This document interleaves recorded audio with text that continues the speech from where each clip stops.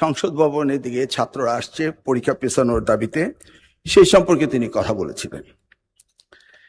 এই ব্যাপারে আমরা অনেক পর্যালোচনা করে দেখেছি। গতকালকে যে ফিজিক্স সেকেন্ড পেপার পরীক্ষা হয়েছে, হিসাব বিজ্ঞান এবং যুক্তিবিদ্যা, এই পরীক্ষার সময় বৃষ্টি ছিল, অনেকে ভিজেছে এবং পরীক্ষা সঠিকভাবে দিতে পারেনি, এই ধরনের কমপ্লেইন এসছে। আমরা যদিও সবসময় পর্যবেক্ষণের মধ্যেই ছিলাম, তারপরও শিক্ষার্থীদের দাবি এসছে এই পরীক্ষাটি নিয়ে। ইতিমধ্যে বন্যার কারণে আমরা চিটাং বোর্ডের প্রত্যেকটি জেলার পরীক্ষা বন্ধ করে দিয়েছি এবং আমাদেরকে পুনরায় পরীক্ষা নিতেই হবে।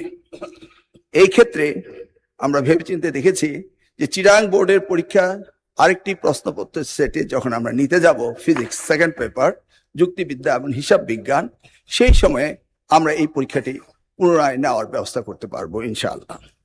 তাছাড়া আমার ব্যক্তিগত মন্তব্য, সেটি নিয়ে অনেকেই আপত্তি করেছেন, সেই ব্যাপারে বলতে চাই, আমি কাউকে উদ্দেশ্য প্রণোদিতভাবে কিছু বলি নাই।